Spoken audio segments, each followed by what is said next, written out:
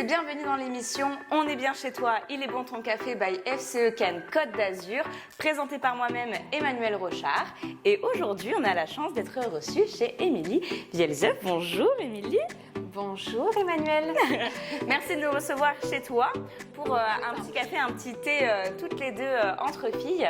Donc je vous rappelle le concept très simple. J'ai posé quelques questions à Émilie, d'accord, sur sa vie privée, sur sa vie professionnelle, sur son ambition de femme chef d'entreprise. Vous verrez, elle est très inspirante aussi. N'hésitez pas en commentaire si vous avez des questions, si vous voulez rebondir. On se fera un plaisir avec Émilie de vous lire et de vous répondre. Et puis, si t'es prête, on se lance, on est parti. Allez, on y va. Allez, c'est parti. Jingle.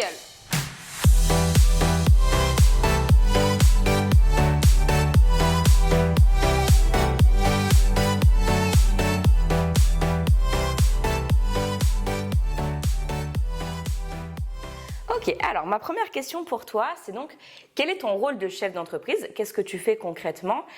Quel est le nom de ta société et qu'est-ce que ta société fait? Alors, moi, je suis avocate en droit du travail, donc droit du travail et droit de la sécurité sociale. Comment tout a commencé? Comment tu es devenue chef d'entreprise? Comment t'es venue l'idée? Qu'est-ce qui s'est passé?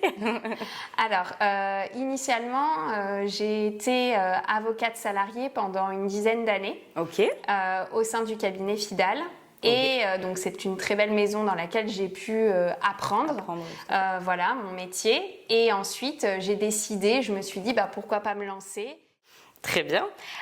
Quel est ton parcours? Quelles études tu as faites?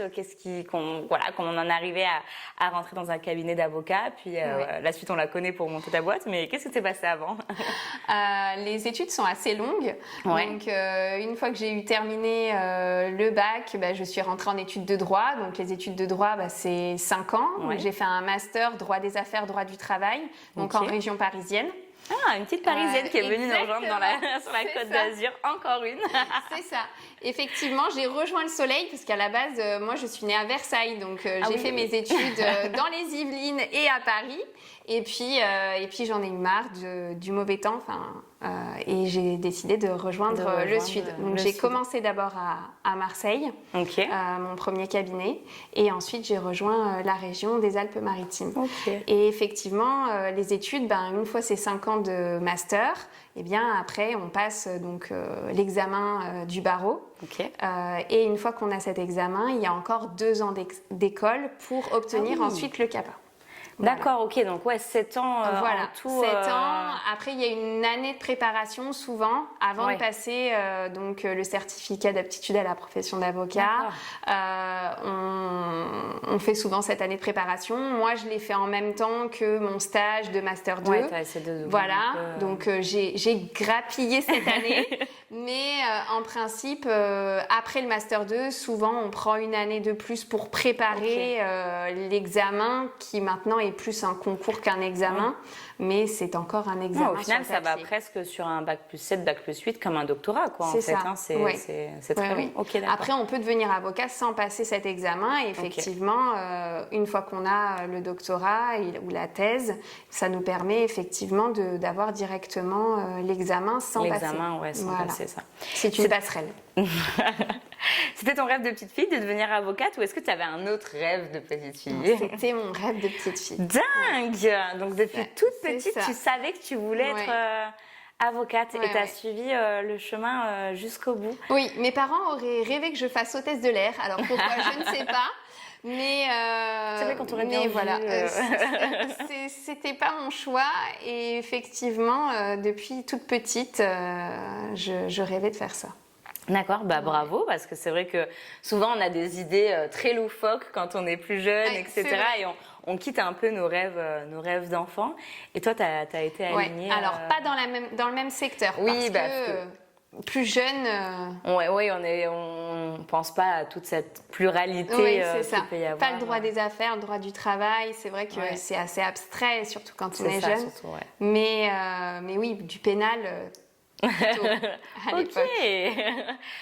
Pourquoi tu fais ce que tu fais? Pourquoi tu as choisi ce métier-là? Qu'est-ce qui t'anime au quotidien? Alors, c'est un métier, je me sens utile. Je me sens utile au quotidien.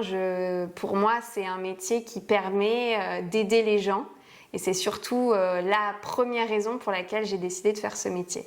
Donc, pour aider. C'est pour ça qu'à la base, je me suis dit le pénal, parce que c'était un métier où c'est celui qu'on connaît le plus, hein, l'avocat pénaliste. Oui. Mais après, j'ai fait les études qui font que. Mais le droit du travail, c'est aussi très humain. Et ça permet effectivement d'accompagner le chef d'entreprise dans ses projets professionnels. Oui, et on est au cœur de son activité. On apprend plein de choses. Quand est-ce que tu as eu le déclic pénal, droit du travail? Quand est-ce que ça a switché? Quand j'ai commencé mes stages. D'accord, directement. Quand j'ai commencé les stages, après le master, je me suis dit, j'ai envie d'en savoir plus. Alors bien évidemment, je m'étais déjà orientée théoriquement dans ma formation, mais j'avais pas encore fait de stage concrètement en droit du travail. Et quand j'ai commencé mes stages, là, j'ai eu la révélation. Ok. Du coup, aujourd'hui, quelle est ta plus belle réussite, ce qui te rend le plus fière? Alors, ma plus belle réussite personnelle, ce sont mes enfants. Ce sont tes enfants. Voilà, mes 2 enfants, donc ma fille Noéline et mon fils Léandre, ça effectivement. Qui ont quel âge? Alors, ma fille, elle a 6 ans. 6 ans. Et mon fils va avoir 3 ans le mois prochain. Ok. Du coup, je switch directement sur ta vie de famille. Comment aujourd'hui tu arrives à concilier ta vie de chef d'entreprise et ta vie de chef de famille? J'ai un super mari. T'as un super mari. J'ai un super mari qui m'épaule beaucoup et je pense que s'il n'était pas là, je ne pourrais pas faire tout ce que je fais aujourd'hui parce que c'est très prenant et quand on a des enfants en bas âge, ça demande aussi d'être disponible et j'ai pas toujours cette disponibilité, mais c'est vraiment mon pendant, donc voilà, je lui dis merci. C'est ton binôme. Ouais, ça marche. Tu as une autre grande famille que tu as rejoint, qui est la famille des FCE aussi, de la délégation Cannes-Côte d'Azur. Depuis combien de temps as-tu rejoint la délégation? Pourquoi? Ça fait un peu plus d'1 an. Un peu plus d'1 an. Voilà, maintenant.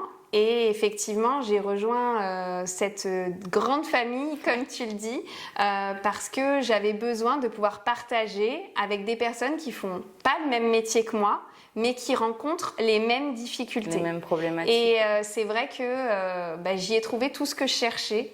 C'est de la bienveillance. C'est une famille extraordinaire et on peut vraiment partager sans faux semblant. Et il y a beaucoup d'authenticité dans les femmes chefs d'entreprise de Cannes. Et on enlève un peu le masque de la société, de Wonder Woman, de tout va bien, je vais bien, etc. C'est ça. Quand on pose la question ça va, on dit la vérité. Exactement. Peut-être qu'en ce moment c'est un peu compliqué. Ouais. D'ailleurs, si tu as 2 minutes, on peut en parler. Peut-être que tu l'as déjà vécu. Exactement. C'est un peu ça. Ouais, non, c'est vrai, il y a de la vraie authenticité. Et est-ce que tu as un rôle particulier chez nous, dans la délégation aujourd'hui? Alors, aujourd'hui, je fais la minute en droit du travail à chaque réunion mensuelle. Donc, je vous ennuie avec mes petites décisions d'actualité jurisprudentielle et les thématiques sur lesquelles il faut faire attention à chaque fois. Ouais, toujours avec un exemple de ce qui s'est passé, etc. Et du coup, un petit peu la mise à jour là-dessus. Donc, ne nous ennuie pas, c'est très instructif. Puis alors, en 1 minute, ça passe tellement vite qu'on n'a pas le temps de s'en rendre compte. C'est ça. Quelle est ta plus grande sortie de zone de confort? Ce qui t'a le plus secoué? Alors, je pense que dans ma carrière, ce qui a été le plus difficile au départ, c'est la prise de parole en public, c'est la plaidoirie, parce qu'effectivement, c'est un exercice qui sort du commun, qu'on n'a pas l'habitude de faire, et il faut effectivement passer outre sa propre personnalité, sans pour autant se donner un rôle, et rester naturel, et puis être percutant. Donc ça, au départ, quand on commence, oui, ça nous sort de notre zone de confort, oui, effectivement. Oui, parce qu'on voit beaucoup l'image du métier dans les médias, etc. On voit quelque chose de grand orateur, avec des qualités linguistiques, de maîtrise de la langue française extraordinaires. Donc j'imagine que dans la réalité, le fond est plus important que la forme. Bon, après, on n'est pas effectivement les effets de manche qu'on voit dans les films. On n'est pas, voilà, on n'est pas dans ça, mais ça nécessite néanmoins d'être à l'aise à l'oral, de s'exprimer correctement et de convaincre, d'être influent, exactement. etc. Tout à fait. Quel est ton combat qui te tient le plus à cœur?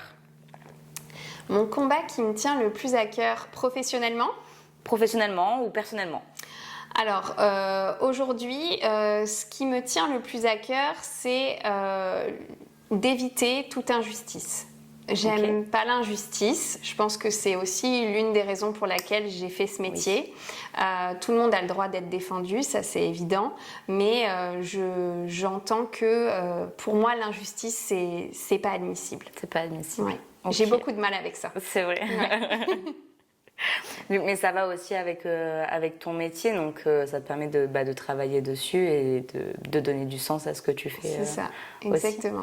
Quelle est la personne qui t'inspire le plus?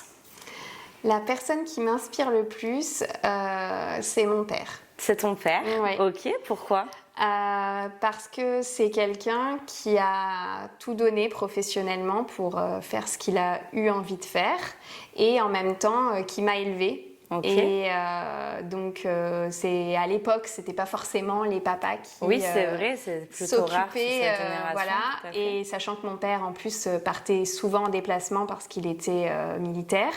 Et effectivement, il m'a tout apporté. Donc, il m'a donné l'envie d'être combative, de persévérer. Il est un peu dans la justice aussi, voilà. De sa manière aussi. Je pense que c'est aussi l'une des raisons pour laquelle j'ai souhaité faire ce métier. Et sans lui, je ne serais pas là, je n'aurais pas les valeurs que j'ai aujourd'hui et j'espère pouvoir les transmettre à mes enfants. Bah ouais, c'est bien, c'est hyper aligné, ils doivent être fiers de leur grand-père aussi, j'imagine, ouais. Et de toute cette bonne vibes et de valeurs qui communiquent de génération en génération en fait. C'est ça. Alors, on arrive pratiquement à la fin de l'émission. J'ai une dernière question pour toi. Ça passe vite. Ma dernière question pour toi, donc elle n'est plus trop secrète maintenant, les filles, vous la savez, vous la connaissez. Alors, on a parlé de ton passé, de ton présent. Donc là, on va aller dans le futur, mais le futur le plus lointain, on va aller au dernier jour de ta vie. Oh, d'accord. Ça arrivera, oui. Ça arrivera. Pour ça, on te souhaite le plus lointain possible. On part du principe que tu as eu vraiment la vie de tes rêves, que tu as tout accompli, etc. Et donc, on arrive le jour de ton enterrement. Et ce jour-là, tu peux entendre ce que vont dire tes proches, tous tes proches. Donc, famille, enfants, amis, collègues de boulot, d'FCE, collègues de loisirs. Je sais pas, peut-être tu fais du ping-pong, j'en sais rien. Et ce jour-là, ils font un discours, ils rendent un dernier hommage. Qu'est-ce que tu souhaiterais que tes proches disent de toi ce jour-là, ou peut-être qu'est-ce que tu penses qu'ils diraient de toi ce jour-là? Alors, ce que je souhaiterais qu'ils disent de moi, c'est que j'ai jamais rien lâché pour avoir ce que j'ai aujourd'hui, que j'ai mis tout en œuvre pour arriver à ce que je souhaitais, tant professionnellement que personnellement, même si les choses sont pas toujours faciles. Bien, il faut toujours aller au bout de ses rêves et que si on a au fond de soi une envie et qu'on met tout pour y arriver, ouais. Eh bien, en principe, ça se passe bien. En principe, ça se passe bien. Si on s'en donne les moyens, on y arrive. Exactement. Effectivement. Ok. Eh bien, merci pour cette dernière réponse. Je crois que tu as une question pour moi maintenant. Oui, une petite question, Emmanuelle. C'est moi qui passe à la casserole. Alors, comment tu te vois dans 5 ans, professionnellement ? Alors, dans 5 ans, c'est bien que tu me poses la question parce qu'en fait, je fonctionne toujours de 5 années en 5 années. Je construis toujours mes objectifs sur 5 ans. Non, mais c'est vrai, sur 5 ans que je répertorie après sur 1 an, donc les premiers que je vais mettre en place, puis 3 mois, puis 1 mois. Donc, j'ai toujours une visibilité d'au moins 5 ans. Et j'avoue que les grands objectifs que pour dans 5 ans, c'est un peu ce pourquoi je travaille au quotidien. Aujourd'hui, j'enseigne beaucoup. J'ai atteint un quota d'heures d'enseignement qui est énorme. Et j'avoue que ça fait des années, depuis que je suis devenue enseignante, j'ai envie d'ouvrir un master. Ou en tout cas, peut-être une école à côté ou quoi. Mais en tout cas, voilà, de créer vraiment une filière à part entière. Donc, je travaille dessus avec d'autres personnes, d'autres de mes mentors. aussi, qui m'ont permis d'être qui je suis aujourd'hui, qui ont les mêmes valeurs, la même vision et la même envie de transmettre la même chose. Donc c'est très long de construire un master, il y a beaucoup de choses derrière, c'est faisable parce que le master dont moi je viens a été créé comme ça par une personne il y a 25 ans maintenant, qui était un de mes mentors aussi. Donc on sait que c'est possible et on a envie de perpétuer cette génération-là aussi, donc ça fait partie de mes objectifs. 5 ans c'est réalisable, genre 2-3 ans un peu moins, mais 5 ça devrait le faire. Ouais. Et puis après, il y a mon évolution du côté des sapeurs-pompiers. J'ai envie de continuer à obtenir de nouveaux grades, à évoluer, à avoir de nouvelles responsabilités aussi. C'est une de mes passions pour lesquelles j'œuvre aussi au quotidien. Un peu moins en ce moment, mais voilà. Et après, dans la formation, effectivement, je suis en train de réfléchir à comment je peux impacter plus de personnes. Donc ça va avec aussi l'objectif de créer un nouveau master, mais de me dire, ok, pour la formation professionnelle, je suis en train de chercher un moyen d'impacter plus, donc peut-être sur de la formation en ligne, sur une académie en ligne ou quelque chose comme ça, qui puisse permettre d'aller brasser plus de personnes autour, parce que c'est des demandes qu'on me fait beaucoup et qui ne sont pas forcément liées à l'entreprise directement, etc. Donc voilà, je réfléchis un petit peu à tout ça. Un deuxième livre aussi, qui me trotte en tête depuis un moment.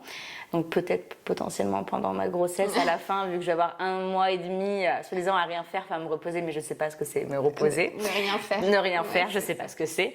Donc voilà un peu les objectifs sur ces 5 prochaines années. Donc ça continue la mouvance. Que de belles perspectives à venir. Tout à fait. Donc. Emmanuelle ne s'ennuie jamais de toute façon. Non, je sais pas.